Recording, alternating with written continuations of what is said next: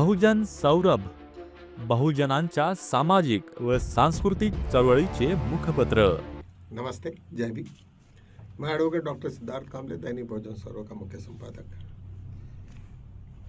मित्रों, यूएस और ईरान के बीच में, अमेरिका ईरान के बीच में जो युद्ध की तैयारियां चल रही है वो अंतिम स्टेज पे है और कोई भी किसी भी वक्त क्या होगा बताना मुश्किल है। धड़कनें सबकी बढ़ी हुई है। सबको लगता है कि पूरा मिडिल ईस्ट में यदि ये फायर हो जाता है और उसका रूपांतर यदि किसी बड़े इसमें हो जाए तो ये पूरे देश में थर्ड वर्ल्ड वॉर के तरफ में ये सब चलना होगा। ये तो सभी को मालूम है कि डोनाल्ड ट्रंप ने ये जानबूझ के लड़ाई अपने पास में ले ली है और जिस तरीक़ा से उसकी ताकत बढ़ रही है वो ताकत एक पागलपन की ताकत है। सभी को मालूम है कि हम एक दूसरे के प्रति इस तरीक़ा से कोई भी देश में जाके जैसे वेनेजुएला से वहाँ के प्रेसिडेंट को हटाना, वहाँ से ले जाना उठा के, ये सब चीज़ें ये अभी डेमोक्रेटिक कंट्रीज़ में ये पूरे विश्व में नहीं चलती है।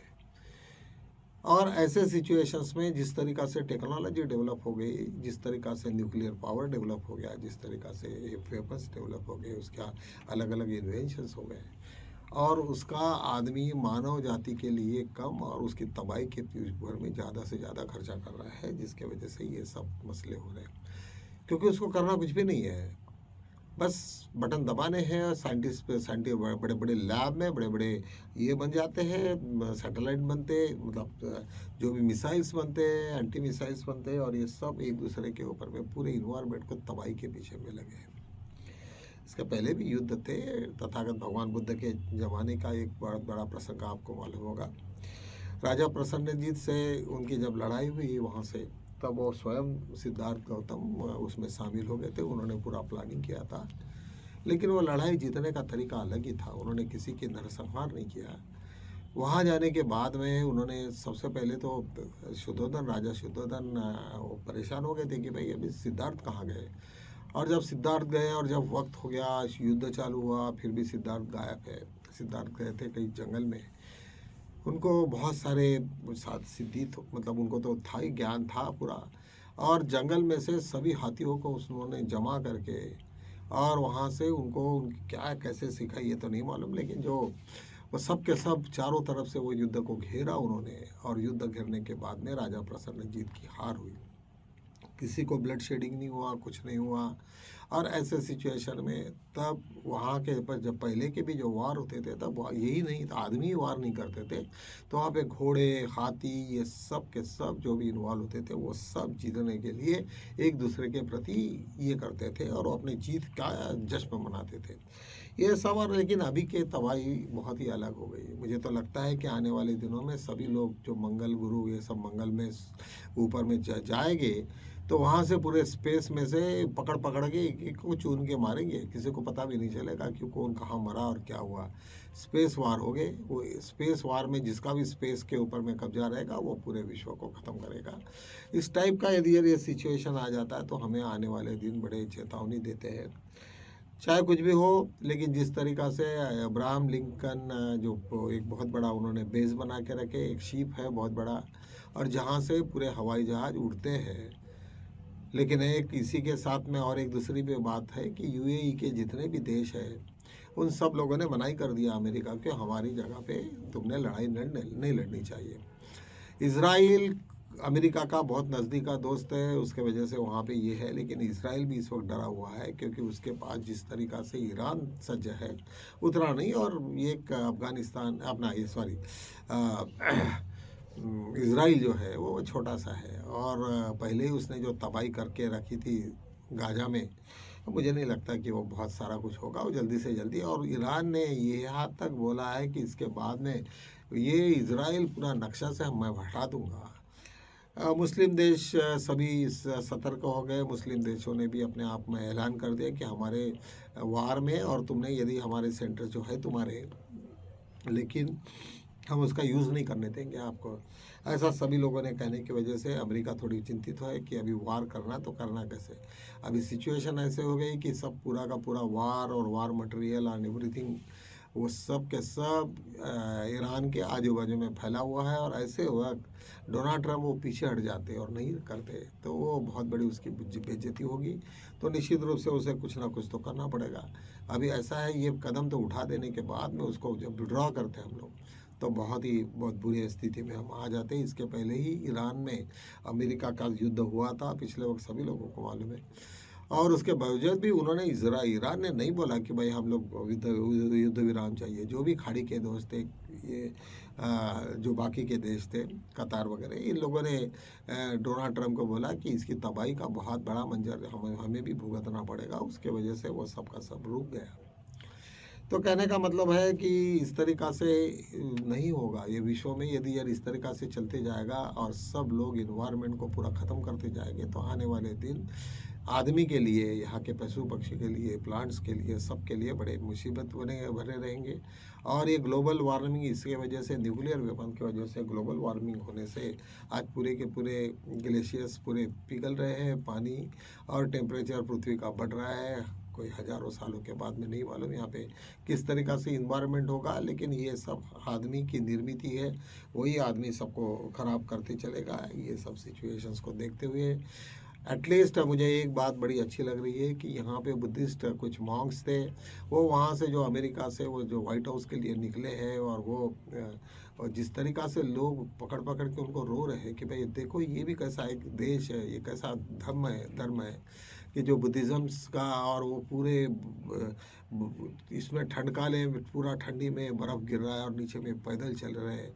3000 किलोमीटर का रास्ता वो देख रहे हैं। लोग देख के पागल हो रहे हैं, रो रहे हैं कि ये कौन सा धर्म है, कितना उसमें मजबूती है। आदमी को बचाने के लिए, युद्ध रोकने के लिए आज अमेरिका को पूरा का पूरा संदेश, मतलब शांति का संदेश देते हुए चल रहे हैं। तो देखो दोनों तरफ में ये है, एक तरफ में ह्यूमैनिटेरियन है, एक तरफ में वार है। एक डोनाल्ड ट्रंप जैसा सन की आदमी है, पूरा देश उसका तमाशा देख रहा है और ये देख रहे हैं कि ये कभी कभी कुछ उसका लफड़ा हो जाए तो ये पूरे के पूरे उसको कूद पड़ेंगे उस पर, अमेरिका पे भी लोग। तो इस तरीक़ा से कुछ होना नहीं चाहिए। हम तो यही आशा करेंगे कि कोई युद्ध की शुरुआत नहीं हो तो बहुत अच्छा है। थोड़ा हार जीत तो चलते रहेगी। एक यूपी में एक बहुत बड़ा संकट योगी आदित्यनाथ के साथ में चल रहा है, जिसके साथ में एक गुरु शंकराचार्य और दोनों के बीच में जब चल रहा है, इनका जो झगड़ा बहुत ज़्यादा बढ़ गया। लेकिन मुझे ये लगता है कि ये सब का सब कुछ ना कुछ तो भी अलग इश्यूज है। वो ऐसा इशू लगता है मुझे कि स्पेशली आम्बेडकर लोगों ने सोचना चाहिए कि वो है, एक तो तुम्हें योगी आदित्यनाथ ठाकुर है और वो शंकराचार्य ब्राह्मण्स है।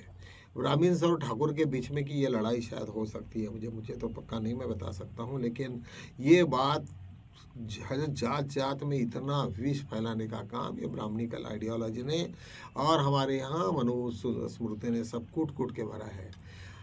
आज शायद तुम्हें मालूम नहीं होगा, एक मालूम होगा, सभी यूट्यूब्स में आया है कि एक यूनिवर्सिटी ग्रांट कमीशन ने एक OM निकाला है, सर्कुलर निकाला है। और सर्कुलर में यह स्पष्ट लिखा है कि कोई भी हमारे विद्यापीठ में, कोई भी कॉलेजेस में कोई डिस्क्रिमिनेशन नहीं होगा based on the caste, religion, origin और मेल फीमेल के बीच में कभी कुछ नहीं होगा। ये निकाल के वहाँ पे कुछ ब्राह्मण्स लोग बहुत रास्ते के सामने आए, UGC के गेट के सामने बड़े बड़े नारे लगाए कि ये बात सवर्णों के लिए क्यों नहीं लगेगी, क्योंकि सवर्ण लोग तो उसका एंजॉय करते हैं जब आपस में बटेंगे। लेकिन ये एक बात तो एक तय हो गई कि सवर्ण वर्सेस ऑल, इस तरीक़ा से यदि जरा ये फार्मूला हो जाता तो जिस तरीका 10 साल में जिस BJP RSS ने अपने आप को जितना डेवलप किया, वो 1 मिनट में सब का सब उनके पूरा ढल जाएगा। ऐसे सिचुएशन में निश्चित रूप से मुझे ऐसा लगता है कि ये बहुत बड़ी एक चुनौती हमारे देश के सामने में, ये नहीं होना चाहिए। और बाबा साहब को सब ये मालूम था कि कितना भी बोले शंकराचार्य का पूरा ज़माना ख़त्म हो गया। जब कॉन्स्टिट्यूशन लिखा गया तो किसी को कोई स्पेशल प्रिविलेजेस नहीं मिले, ये सब उनको मालूम होना चाहिए। वैसे भी आज BJP के हार ही मानेंगे, मोदी जी के हार ही मानेंगे। वो ऐसे कि गौतम अडानी के अगेंस्ट में जो क्रिमिनल और सिविल केस अमेरिका में चल रहा है, उसके बाद में उन्होंने कहा कि भाई नहीं, अभी वो तो सर्विस तो नहीं हो रही, लेकिन जिस तरीक़ा से उन्होंने डिमांड किया कि भाई सरकार को मतलब कोर्ट को कि भाई आप हमें ईमेल का ये करिए। ईमेल का जैसे भी उन्होंने ये करेंगे तो वो पूरा का पूरा लेटर पूरा ये होगा, पूरा ऑर्डर होगा। ऑर्डर इस तरीक़ा से होगा कि भाई इतने इतने बार हमने समन्स इशू किए, government of India has failed to deliver the summons to the Adani group and therefore this is the demand from the plaintiff कि भाई हमें इस तरीक़ा से हमें सर्विस चाहिए। और ये होगा तो इसका मतलब कि जैसे भी उसका सर्विस हो जाएगा और उन्होंने यदि कोई फाइल नहीं किया तो वह एक्स पार्टी ऑर्डर हो जाएगा। एक्स पार्टी ऑर्डर हो जाना मतलब ही एक सिविल मैटर में उसका पूरा का पूरा केस पूरा अडानी के अगेंस्ट में जाएगा, जो क्रिमिनल केस को भी इन्फ्लुएंस करेगा। और इस तरीक़ा से और उसके ऊपर में जो पेनल्टी बैठेगी तो वो कहीं बड़ी रहेगी। और पेनाल्टी के बाद में पहले उसको तो एडमिट करना पड़ेगा कि भाई ठीक है मैं गुनहगार हूँ या नहीं हूँ, जो भी है। और गुनहगार जब बोले तभी आपको पेनाल्टी लगेगी। जब आपने बोलेगी कि नहीं मैं गुनहगार नहीं हूँ तो हो गया ख़त्म। फिर तो जेल में जाओ, या फिर वो अपना फैसला सुनाएंगे। या फिर जैसे भी वो गुनहगार हो जाए तो इंडिया गवर्नमेंट में क्या हालत होगी उनकी पूरे की पूरा उसको जैसे भी वहाँ पे उसने एक बार वो डिफ़ॉल्टर रह गया या फिर क्रिमिनल करके उसका एक बार आइडेंटिफाइड हुआ तो कोई भी लोन नहीं मिलेगा। और जो जो भी पैसा LIC और बाकी कंपनियों ने उसको दिया अडानी को, वो निश्चित रूप से गवर्नमेंट ऑफ इंडिया बड़े सदमे में आएगी कि इस तरीक़ा से कैसे उसको रिकवर करेंगे। और ये रिकवर नहीं हुआ तो मुझे लगता है कि ये अपना चीफ विजिलेंस कमीशन हो या फिर CBI हो या ये हो, ये लोग छोड़ेंगे नहीं है। जैसे भी गवर्नमेंट वीक हो जाएगी, जैसे भी अडानी चले जाएगा तो निश्चित रूप से मुझे लगता है बीजेपी के पूरा का पूरा जो स्ट्रेंथ है, उसका जो कना है, जो उसका ताकत है, वो बहुत सारी कम हो जाएगी। अडानी जेल में गए बराबर बीजेपी का सुपड़ा साफ होगा। इसलिए होगा क्योंकि जिस तरीक़ा से पैसा और ये सब भेजने का काम है, क्योंकि जो भी बड़े कारपोरेट्स रहते हैं उनके लिए बड़ा ईजी होता है कि बड़े बड़े ऑफिसेस में जाके अपने पैसे का बंदोबस्त करो और वो इस मोड से करो। लेकिन इंडिविजुअल लेवल पे ये सब संभव नहीं है। और अडानी और ये सब चीफ इलेक्शन कमीशन और मोदी जी के साथ में जिस तरीक़ा से हुआ है डील, तो मुझे लगता है ये सब का सब ये धराशायी रह जाएगा और निश्चित रूप से उसका बहुत ही होगा। एक सुप्रीम कोर्ट का जाते जाते बता देता हूँ कि काफ़ी एक बड़ा एक निर्णय लगा है कि अभी स्टेट गवर्नमेंट सेंट्रल गवर्नमेंट के एम्प्लॉयज़ के अगेंस्ट में वो FIR कर सकता है, इन्वेस्टिगेशन कर सकता है, इसकी इंक्वायरी कर सकता है। अभी उसके लिए कोई पाबंदी नहीं, क्योंकि क्रिमिनल लॉ में ऐसा कोई कैटेगराइजेशन नहीं है। और यह कुछ लोगों ने सेंट्रल गवर्नमेंट में इस तरीक़ा से प्रावधान किए थे। अभी इसका मतलब कि तुम्हारे सेंट्रल गवर्नमेंट के एम्प्लॉय जो IAS IPS ये सब जो रहते हैं UPSC के सर्विसेज वाले, उनके ऊपर में भी स्टेट मतलब हाथ डाल सकता है। हो सकता है कि CID वगैरह जैसे भी लोग उनके ऊपर में हाथ डाल सकते हैं। किसी की परमिशन लेने की ज़रूरत नहीं है। ऐसा फैसला आज एक JB पाल्दीवाला और एक सतीश चंद्र शर्मा इन लोगों के बेंच ने दिया है। इससे काफ़ी गवर्नमेंट घबरा गई होगी।